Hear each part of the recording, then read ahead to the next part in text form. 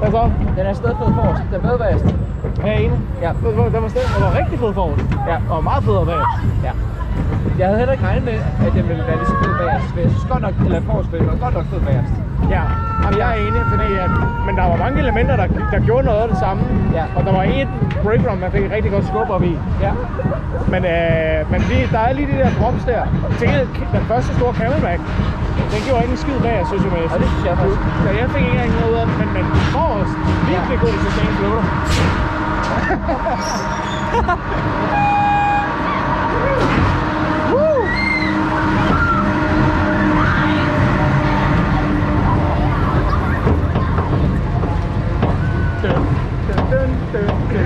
Og big track.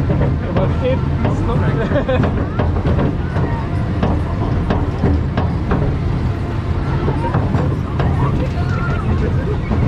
Hvor kæft, man kommer op hurtigt egentlig.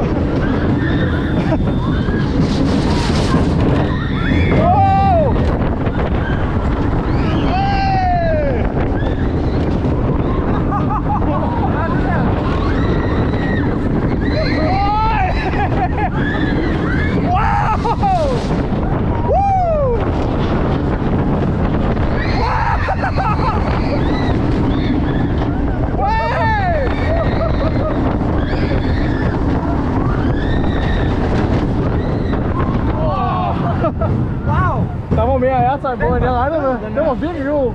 Wow! Den var fed. Den var meget bedre, end jeg havde regnet med. Det var den også for mig. Den var smooth. Den var bedre end Jetline, den der.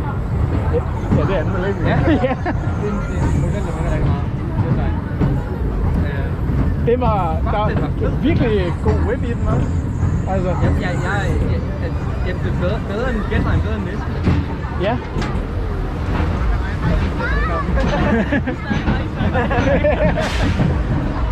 Og shit, der var nogle lateral kicks i nogle gange. Hold kæft, det var fedt. Ja, det var virkelig. Der var fandme skarp i det.